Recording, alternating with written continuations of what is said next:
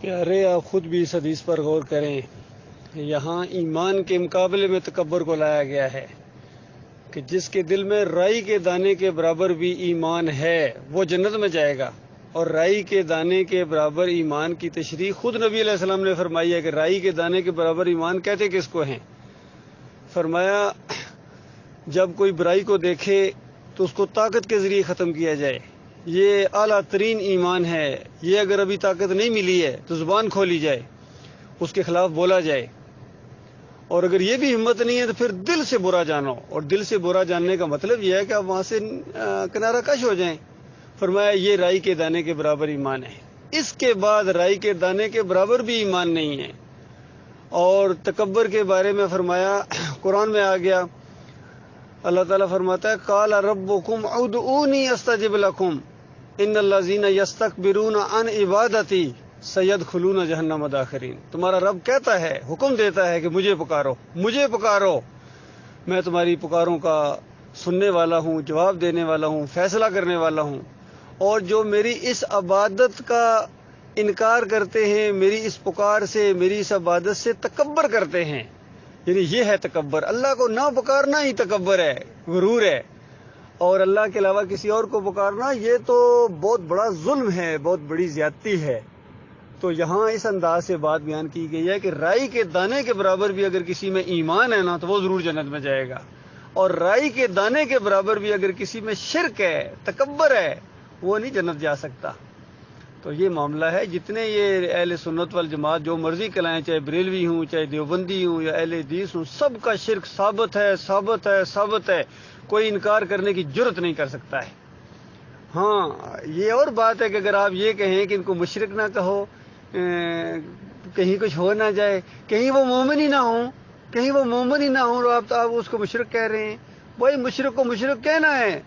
اللہ کے علاوہ دوسروں کو پکارنے والے، نظر و نیاز کرنے والے، واسطے وسیلے والے، اور رکوع اور سجدے والے، دیے جلانے والے، چادریں چڑھانے والے، عرس اور میلے کرنے والے، انفاس العارفین والے، غنیت الطالبین والے، کشف المحجوب والے، حجت اللہ البالغہ والے، کیا کہیں ان کو بتائیے؟ ان کی کتابیں پڑھی ہیں؟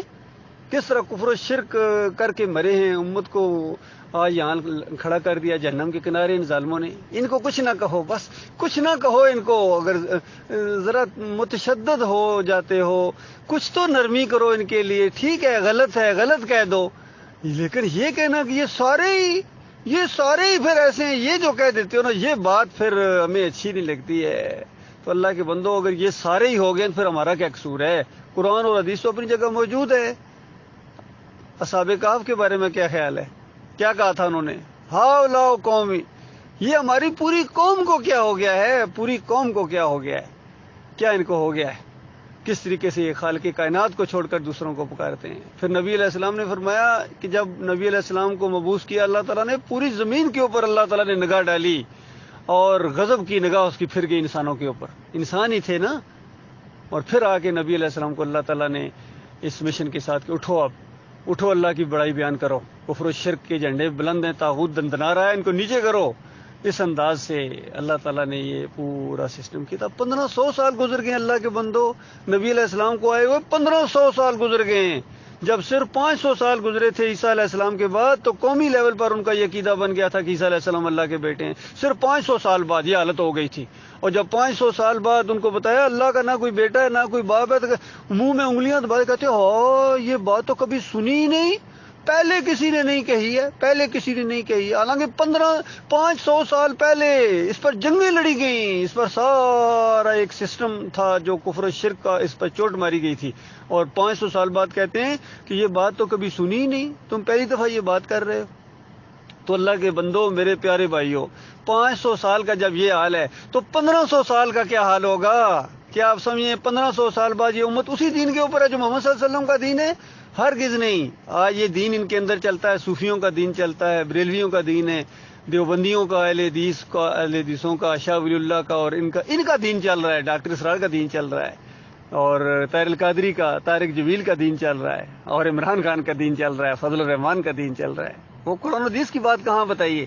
وہ بات جب آپ پیش کریں گے تو یہ آپ کے ساتھ اس سے زیادہ حشر کرے گی یہ قوم جو شہباز گل کے ساتھ کیا ہے، یا عمران خان ریاض کے ساتھ انہوں نے کیا ہے، اس سے زیادہ گھسیٹیں گے آپ کو ادھر ادھر، یہ اپنے پولیس والے، اپنے رینجر والے، اپنی فوج والے یہ کریں گے آپ کے ساتھ جب یہ توحید کی دعوت اس طریقے سے اٹھے گی۔